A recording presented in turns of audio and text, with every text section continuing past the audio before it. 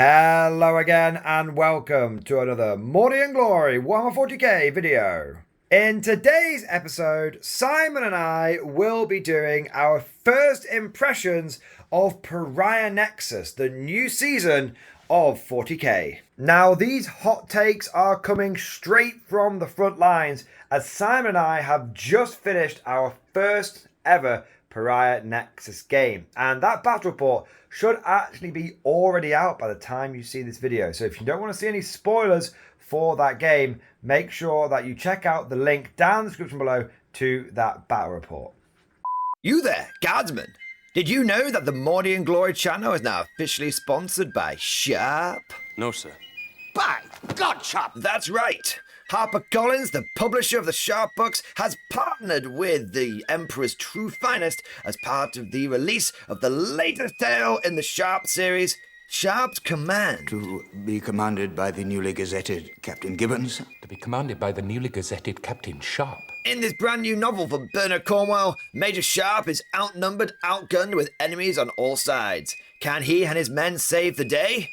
Well, there's only one way for you to find out. Click on the affiliate link down below, get yourself a copy of Sharp's Command, and support the channel today. That's soldiering. But with all of that said, let's dive right into this. And I want to start off by talking about the mission. We did Linchpin as the mission, and I thought that was quite interesting. It was same but different. Now, for those that don't know what the Linchpin mission does, essentially you get 3 victory points for holding your home objective. But then, if you hold objectives in no man's land, they are worth 5 victory points each. However, if you don't hold your home objective, those no man's land objectives are only worth 3 points each. So essentially, your home objective is your linchpin. Now, when I first saw this mission, I thought, oh, well, you just get 3 points in return, and you hold the middle board objectives, and you just get extra 5 and 10 here and there. But actually, in our game, it happened a few times where the linchpin was disrupted. And that actually made a big difference because it meant that at times I was actually able to deny Simon quite a few primary over the course of the game. Simon, what do you think about the linchpin mission? Yeah, I didn't, to be fair, I didn't realise that's how it worked. But yeah, it forces you to... We didn't realise it until we put the points into the app. Yeah. And we were like, oh shit, it's called linchpin for a reason. Well, I was saying, oh shit. Yeah, it's a nice little twist actually, to be fair. A little bit of... just gives a little... Well, it seems, now we know we've done it once, actually, it perhaps gives you a little bit of incentive to risk a bit more to disrupt the home objective. Because I found with Leviathan, the home objective was kind of uninteractive. You had a number of missions where it didn't score you any points. Yeah. And you had a number of missions where it was like, well, if you hold 2 objectives, you get 10 victory points. It's like, well, I'm holding my home and kind of like 1 in the middle, or I'm just holding 2 in the middle. Yeah. Either way, there was always at some point it felt like an objective was redundant, like it wasn't really pulling its weight. Whereas, like you said, this time it sort of encouraged being a bit more aggressive and actually going after the opponent's home objective. Yeah. So it made a difference for you. But now that you know that, do you think that's something you would? Do you think you would push for that, or would you just wait for the opportunity to come up as and when it happened? That's an interesting. I think that's matchup dependent, to be honest. Yeah. But it just gives you a little bit more, right, okay, I do need to put more points on the home one I would have just. That's actually a good point, because normally as an elite army, you can kind of sack off your home objective or put the bare minimum on it. Yeah. But in this case, it kind of forced you to spread yourself maybe a little bit thin, as you were constantly having to put a couple of units on that backfield objective, which for you was back here, rather than just having, oh, I'll have just 5 strike marines back there. Yeah. And for me, there was more incentive to go after it, so I was pushing it a bit harder. Do you think it punishes elite armies a little bit? Yeah, I think this whole deck's actually slightly more difficult for elite armies, if I'm honest, from first impression. They did say they wanted to push battle line and stuff, didn't they? Yeah, which makes sense. I think that's anything that makes the game more fluffy for me is better, to be fair. Yeah, I think the whole deck actually is, from first impressions playing Grey Knights, is neat. a little bit more challenging, a little bit more thought. I think there's a few missions that you need a few more. I think you need a bit more quantity rather than quality. Yeah. I mean, I don't know what the meta with Grey Knights will be, but I can't imagine running 6 Dread Knights is really going to work. The counterpoint to that is, and we'll talk about we might as well just go into secondaries now. Yeah. The counterpoint that is that secondaries in this game, it felt like you needed something quite chunky to achieve them. So a lot of the time with in Leviathan, deploy teleporter Homer. I'll take a sacrificial unit, maybe one dude, I'll just stick him down there and he just dies. Yeah. It doesn't matter because he deployed teleporter Homer in my turn. Yeah. In this one, with things like recover assets and sabotage, you actually had to survive until the next turn. And so that meant that there was a time when I did my sabotage here for only like 3 points, rather than doing it like, I think back in this piece of terrain, which would have got me 6 points. Yeah. So that was actually, the same thing happened to you, where it's like, you didn't have something chunky enough that could have risked going for the sabotage. So I'm not saying the era of like 5-man sacrificial secondary squads is over, but I think there's going to be, in every army, you might want to consider having one big boy. Something big that can do that, recover assets in the deployment zone and should survive, the enemy deployment zone, and should survive to be able to complete that. Yeah, that was it. I mean, when I thought I was going to get 3, it was actually, oh no, read it properly. It's a single unit. He's not going to survive. Yeah. But then, I always say the game's better when it makes you make decisions. Could I put a 5-man Terminator squad down there? Yes. 5-man Terminator, a couple of CP to make the -1 to hit. Yeah. Maybe you could do it, but it wasn't it was kind of like not naturally, a lot of the time, it wasn't naturally occurring to us how to get the max points in the secondaries because we're so used to Leviathan. Yeah. And then, and actually it's like, that's a bigger points investment to get those points as opposed to just, there you go, there's 50. I mean, sometimes Leviathan sometimes felt like if you had cheap throwaway deep striking units, you were at a massive advantage. And you just got an easy 5 points. Yeah. Whereas now, what I noticed with a lot of the secondaries is the old ones, it was like, oh, what would have been a 3 and 5, like 3 points or 5 points, is now a 2 and 4. Yeah. And the big risky ones where you have to survive for the next turn, it's like you do it in a safe place, you're still getting 3. You do it in a risky place, you're getting 6. Yeah. So you do get the payoff if you can. And that's 6% of your total victory points in one action there, which is potentially very, very big. So yeah, I think the secondaries, my number one takeaway, my hot take is I prefer Nexus secondaries. Yeah, I'd agree. From one game, they seemed a bit more risk reward. Yeah, potentially, that's one. Yeah. Maybe it's just fresh and interesting, but that on its own gets a big tick from me because I was getting a little burned out from 40k because it was the same shit, different day, same matchups. I was getting to the point where I knew I was going to win a game before deployment because I could just look at my opponent's orc army list and be like, yeah, you're going to try and pressure me down, screen a bunch of infantry out there. Okay, yeah, you laminate yourself against those and I blow you off the board. Yeah. Like, it was getting very predictable, Leviathan, which is probably a testament to me no-lifing it for the first 12 months. I'm playing about 100 games of Leviathan, competitive Leviathan. But Nexus definitely felt like a breath of fresh air. It was similar enough that I felt like I could slip into it fairly comfortably, but it was different enough where it felt interesting. Yeah, I just, I think that the few of those seconds just seem to give you more of a decision to make. I think that was That's a great way of putting it. Yeah, it's just there's more decisions involved. Yeah. It's not so. Just I'm going to throw a spore man up and do an action. Yeah. I mean, and I think the good act was turn 2, and I was sat there, and it was Drago Terminator Squad, 330 points. Do I put them there and do the action? Get the big points or not? Get the big points and blow a CP, and actually off camera, it was about 10 minutes. You in and ahhing, but in the old world, well, not the old world. The old world. Hey. Fill out your bingo cards. There you go. you didn't really, there seems to be a lot more of those kind of decisions. It might just be because it's new and actually we've not, got used to it.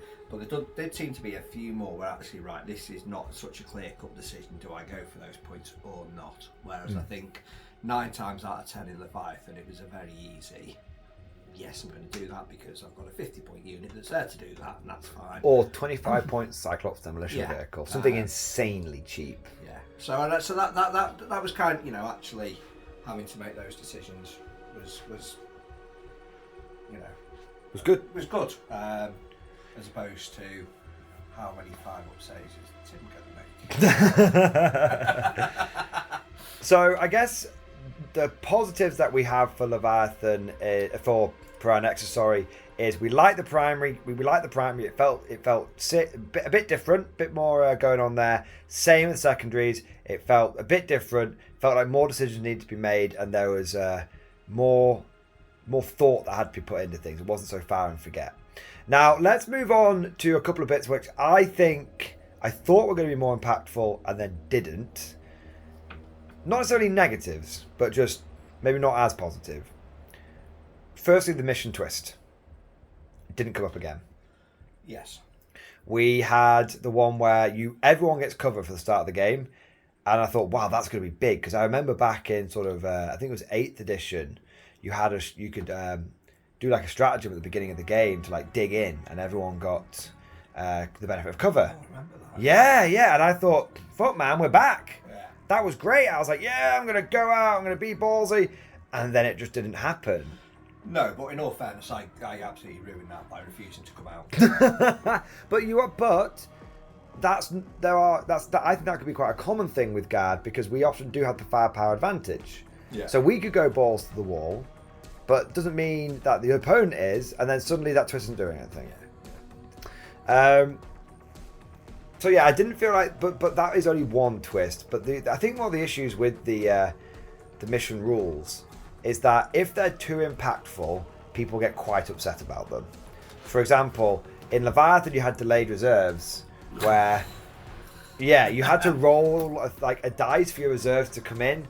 And I lost a game with that when using my Death Guard. You've lost games with that. That was too impactful. So what happened is, a lot of the time, you found that tournament organisers, and as we saw with we were playing the tournament companion, they go for the safer route. But as a result, it doesn't feel like there's much point in them. What I'm trying to say is, Pariah Nexus does not seem, first impressions, and I could be wrong, does not seem to have fixed the issue of very forgettable mission rules, mission twists.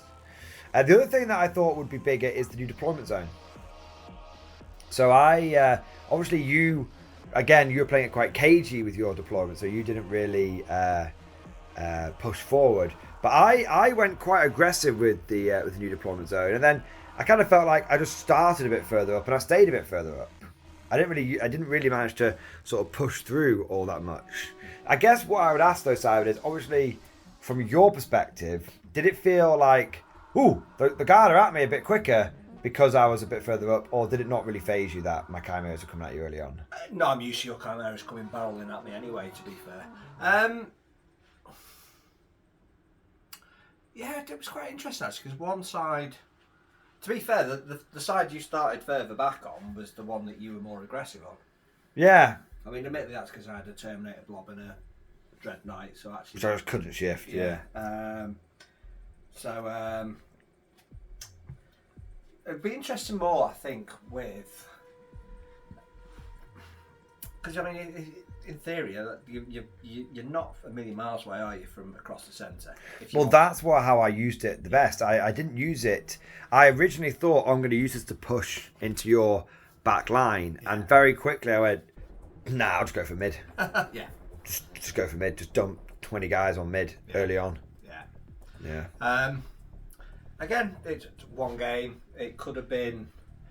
I mean, you're quite a mobile army now, to be fair, so it would be interesting with perhaps some of the slower armies. It would be interesting to do that. Would be with sort of Necron, Silvertide, where you foot slog in. And I'm feeling the Silvertide again, man. The fact that you have, I didn't realise that Awakened Dynasty just gave you +1 to hit. Yeah. That's really good.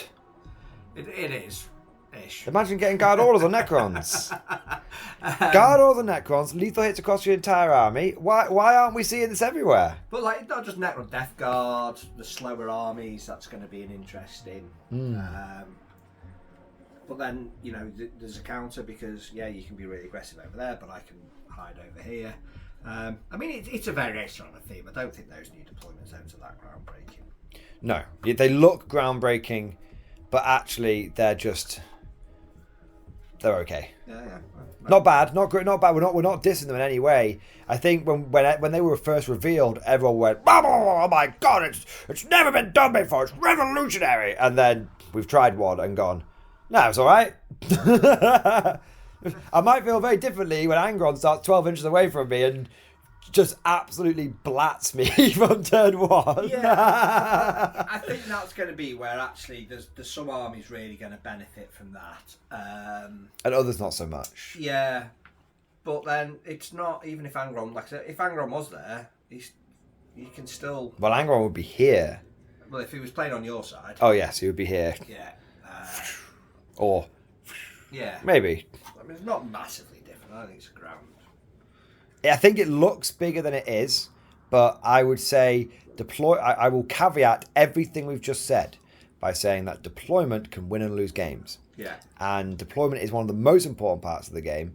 And I think that it is very, very army dependent. We didn't find it overly impactful in Grey Knights versus Guard, but there are some armies which might really be able to leverage it to their advantage. But we didn't feel it in this particular matchup. But I think for Grey Knights, I mean, there was no way I was deployed anywhere out in the open, and I've got the manoeuvrability that it made no difference. Yeah. So we've talked, that covers a lot of the sort of Pariah Nexus missions, secondaries, and deployments and rules. A lot of the big things. What I would just sort of end this video on a little bit is not necessarily the Pariah Nexus itself, but the recent balanced data slate and Munitron field manual. Handing over to Simon here for a moment, did you feel like it had a big impact on your army on Grey Knights? Oh, that's difficult to say because I've not really played them that much before. Not massive. We took them to a deck. Okay, Yeah. keep in mind. Yeah. How do they feel now versus Adepticon? I don't think there's that much different. I don't think Grey Knights were massively different, to be honest. Yet the 18 inches is going to be more. That's quite a big. So that's your stratagem. That means you can't be shot. It used to be 12 8 inches. Now you can be shot with an 18 inches. Yeah, that's the Simon. Don't remember to play the stratagem.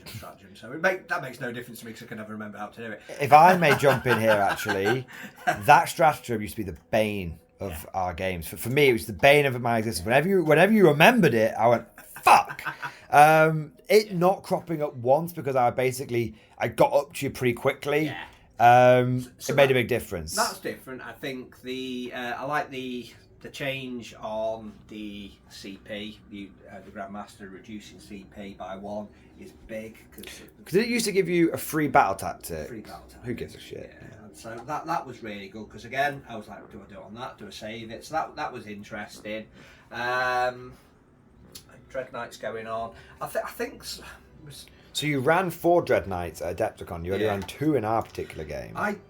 Again, better players were Grey Knights than me, but I don't see how Grey Knights, with the need to do those secondaries, I don't think you can run 4 or 5 Dread Knights and take tactical. I think you have to run it was fixed. And then we don't know. We haven't played that yet, but that would be my take. Gut instinct kind of, you take. Fair enough. Yeah, because I often forget about fixed objectives. I always just gravitate naturally towards tactical. But there are a number of game-winning strategies, which is just build less around fixed. Yeah. Which I think you need to. I think if you're going to run a lot of Dread Knights, you have to build around fixed. I don't think you're going to have enough flexibility if you're running 4 or 5 Dread Knights. I'd be curious. I don't know off the top of my head. I'd be curious to know which fixed objectives are in Pariah Nexus. But that's something we can look into another time. So what you're saying, Sam, is you're making a very bold hot take, and you don't even know what the fixed objectives are. Well, I think all elite armies. That's why it's a hot take. Yeah, that's why it's a hot take. My gut feeling is elite armies are going to have to generally work better with fixed because you seem to need more units to do the secondaries. Yeah. I mean, So if it's fixed, you can kind of, I'll go sort of hard into the back line because I know I'm going to keep getting these points if they come in. But if it's tactical, it's like, well, I'm only going to get this for one turn. I'm really going to waste 300 points on it. yeah, exactly. Fair enough. What about guard? So the guard felt very different for you today. Would you say this is the first time in 10th edition you've enjoyed playing against guard? Thank God they got rid of it. They've done that to reinforcement. I don't look. You're a Met Guard player, so you never were subscribed to the reinforcement cult. But I mean, perhaps not in this game so much because I wasn't trying to kill anything. But if you're doing turn 5, turn 4, I looked at that board after turn 3 and thought if I was to start killing you in the old world, then you were just going to keep bringing stuff back, and there's no way I can screen that out, none whatsoever. Yeah. Hut, just coming in from the flank. Yeah, I mean, literally. So, have they gone too far on it? Possibly. But yeah, it was ridiculous. Controversial take here, which is going to upset a lot of guard people. I kind of think that reinforcements was very, very powerful for guard. Yes. However, I think them diddling Tyranids and now the stratagem unending waves is extremely ironically named. It just should be called a wave. Yeah. So I actually feel more for like Tyranids because they had a whole detachment built around this. Yeah. It's not the unending swarm; it's just a swarm. Yeah. I think DW should revisit it. I think I honestly wouldn't have an issue with them giving Tyranids an exemption. Yeah. The way I said they should fix it is make it like Necron Power Grid. You always can come reinforcements back in your deployment zone. If you hold the most objectives in No Man's Land, you can come in No Man's Land. Yeah. And if you hold your opponent's home objective, you can come in then. That way, it rewards you for taking ground. Yeah. And the imagery is, if for the guard, it's like high command will release extra reinforcements if they can see progress is being made on the battlefield. Yeah. It feels a bit more than just, we did a flanking attack at the beginning of the game. We've just somehow popped out here. Yeah. Yeah, I don't know. I think maybe he won its first 2 or 3 turns and then you run out of reinforcements would be. So actually, if you're taking casualties in the first couple of rounds, then they come back. But I think it made a big difference. I would have sat there looking at that and would have probably really. Well, I don't think it would actually made that much difference. It didn't kill enough to make that much of a difference. But if you had been able to bring back both your Scions and your Sentinels and my Kriegers. So would you say, even though you lost that last game, it didn't feel quite as mentally frustrating? Yeah. And it felt like you weren't just checking out by turn 3. You were like, look, I know the game's probably going against me, but hey, at least I can kill stuff and I can maybe wait for opportunities to happen and things might happen, rather than, if I kill something, all of my progress gets undone, so what's the point? That's the really frustrating thing, is actually I'm going to kill you on the centre. Do what I should be doing. And you're just going to pop up and take that objective. In a better position. Yeah. There's nothing I can do about it. There's absolutely nothing I can do other than literally have a ring of people around. So, yeah, it was I don't know how you balance it, but I think that going it makes a huge difference. I like the lethal hits. I think that's very good. I think they've got it right. It's a little frustrating that it doesn't affect things like Bane Blades and stuff and tank commands, because technically they haven't got the squadron keyword. But it's going in the right direction. I think they just need to fine tune it a bit more. Yeah. So that felt good. Enjoyed that. How did you feel about this style of army? Because I only had the one blob of 20. This was kind of mostly mech, but I had a little bit of infantry in there as well. I'm glad I'm not playing 80 bloody Kriegers, I'll tell you. 80 Kriegers every battle. Yeah, I mean, it's impressive. It's yeah. I looked at it, we talked off camera and I was like, there's not even a point. I mean, I think towards the end I was like, right, okay, maybe I've got a unit of Paladins, a unit of Terminators, I've got a Dread Knight, maybe I could whittle my way through it. But they are tough. I mean, that you're talking then, you know. The fact that you drew Cole the Horde and had 2 Determinators and a Dread Knight that could have gone into a Kriegers, and you went, nah. New orders and threw that one to one side, I think is a testament to the Kriegers. But yeah, this was the first time for me where I ran just one blob of 20. And I have to say, I've actually been inspired by a lot of people on the live streams recently who've been sending me a listen to review. And they've been just saying, look, Morden, I just put this one blob in. I go pretty much all mech and all armoured, but I just put this one blob in. And it kind of just squats on an objective. And there's an opportunity for it to come back, fine. But the one blob is just... It's more of a nuisance for my opponent to deal with. I'm not building an entire strategy around it. It's just I'm taking one combo. Yeah, it was like beginning at 10, the unit 20 warriors. Yeah. Or the 10 immortals, and it's just like, right, I'm just going to ignore it and play around it. You had to. Yeah. Yeah, you had to. And that's what it was. Unless you're Strachan. He did it. He managed to do it. All right, so Simon, arbitrary score out of 10 for Pariah Nexus, first impressions. I've really enjoyed it. Yeah, I think it's a palate cleanser possibly, but it's for me from the first. It seemed to force you into more interesting decisions. There was a lot more thinking going on, which is definitely dangerous. We've been thinking thoughts our whole life, and where's that got us? Yeah, I always say if you've got to make a decision, it's, as opposed to it being, that's a no-brainer. That's just what I'm going to do. The fact that on 2 or 3 rounds it was just like, right, there's a secondary, there's a unit that I could score that secondary with. So 7.5 out of 10 or higher? I really enjoyed it, I think. Yeah. 7.5 out of 10, 8 out of 10. First impressions. It doesn't mean anything. It's an arbitrary score out of 10. I'll go 8. 8 out of 10. Give it a 9 apart from your 5 up save. That was hilarious, man. What would you give Leviathan with the benefit of hindsight now? I thought it was. I mean, it's difficult. Benefit of hindsight and comparing it to Nexus. Well, we've only played one game, so it's. I know. It's a hot take. It doesn't have to be right.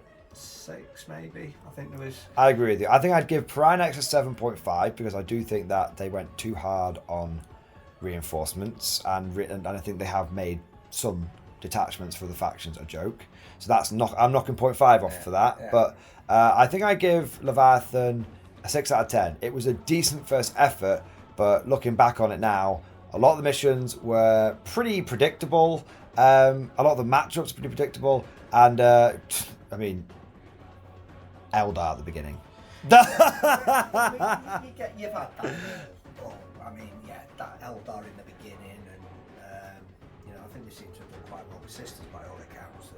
They're still very good. Yeah, but they're not as good as they could have been without the points. Sisters were almost the new Eldar. It's amazing. The two factions don't have to roll dice, just pick what they want. Suddenly do really well in a dice game. Gee, who would have thought? Oh. But yeah, it seems a lot. I think the word is more immersive for me, and that for me good. That's very good. Yeah, I agree with that take. It's a very personal thing when I play that I like battle line units. I think having armies with battle line units looks like an army as opposed to this is the best unit and I'm going to wedge as many of these into it because it's that's breaking the game. Something must have gone seriously fucking wrong if 6 Nemesis Dread Knights are turning up to 1 skirmish. Yeah. So that I think, and it gives you more decisions. Again, this is off one game, but yeah, actually it'd be nice to see armies looking like armies instead of let's see what the meta does because the meta will look, that's what we think. We're going to go to a first tournament and it's going to be just a sea of spam. Yeah, but and hey, this is our first impression. There's nothing wrong with our first impressions being okay. There's nothing bad about our first impressions being wrong, is what I should say, because what we can look back on in 3 to 6 months and be like, okay, how do we feel about Pariah Nexus at the beginning? And we'll try and remember this. Like, we thought the secondaries were better, we thought the primaries were better, don't think the deployment was impactful. In 6 months' time, I might be saying, it's the same fucking primary every time, it's the same fucking secondary time, but goddamn, that deployment's really impactful. It could completely flip on its head. I mean, I always think the problem with this hobby, and not just this hobby, but that you'll It's not a hobby, Sam. It's a way of life. that in 6 months, people will be going, you know, will have found a way that will be moaning that the game is broken. They've found a way to break the game. They've unlocked it. But the first thing, you know, oh, this game's broken, and this is. But the first thing they do when they get a new rule set is try and find a way to break the game. Yeah. And that happens every single, which, you know. Great example, and really, really to show how on top of the GW balancing team is at the moment. The moment that Call the Horde came out, everyone's first impression was, well, I'll just take 19 up boys then, because I can pay. Yeah. I can choose to take 10 to 20. And everyone's like, well, Imperial Guard, heavy infantry squads, the heavy weapon team, that counts as one model. Yeah. So that and then they literally, as part of the balanced data slate, went, if you could have taken 20, it counts as 20. Yeah. And but it goes to show, literally within 24 hours, people getting some of the leaked cards. They're like, I've broken it. Yeah. I mean, but to be fair, we are talking about competitive play. Yeah, but you're meant to try and you're meant to try and win. You are. It's like, you know, I was back playing World of Warcraft in the day, or other MMOs, and it's like people I played it as well. I want to be the world first to do this, and I'm going to rush through all the content, and then 2 weeks later, there's no content in this game. So that's human nature. Yeah. So first impression, I think it's a lot more. You know, it seems more interesting. I'd take that. I think we've probably used that word quite a lot throughout this, and I think that's a good sign. Pariah Nexus seems more interesting. It has reignited my interest in 40k. But that's what we think, Simon. And all of this is just like our opinion, man. What do you guys think? Down in the description, down in the comment section. Comments. Below. In the comments. Obviously, have you played a game of Pariah Nexus yet? If so, what was your first impressions? And if you haven't played a game, but you've been watching some battle reports, and hopefully you've watched our battle report, what do you think? What was your hot takes and your takeaways from this whole thing? Let us know. We are very, very interested to know what the wider community thinks, because and if we've made some wrong hot takes, let us know, man, because we just like to know what's going through you guys' brains. Sometimes. Will be the first time on my part. All right, if you've enjoyed today's video, don't forget to smash that like button and also subscribe to never miss an episode.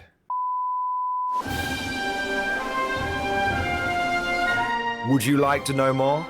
If so, then please consider becoming a channel member or patron. By supporting the channel, not only will you be doing your part, but you'll also be helping me create more content for your viewing pleasure and unlocking a whole host of perks. You get everything from a badge next to your name, custom emojis, but the big one is access to the Mordian Glory Discord server, an online community with almost 2,500 active members. It's always popping off in the MG Discord. We've got channels for army lists, hobbying, tactics, stories, and even a pretty spicy meme section as well. For all you greenhorns that wanted to see the Mordian Glory Hole, today is your lucky day.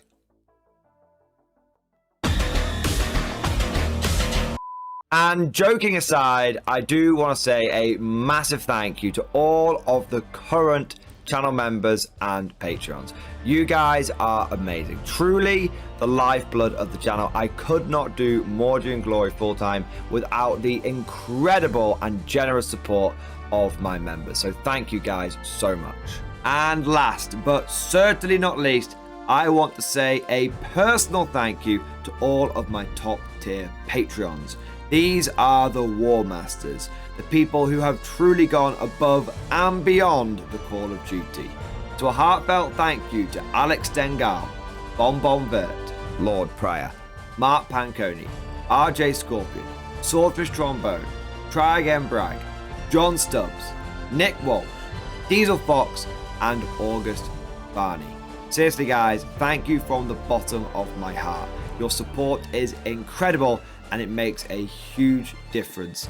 Thank you so much. That's all for now. Hope you've all enjoyed today's video, and of course, as always, see you guys next time.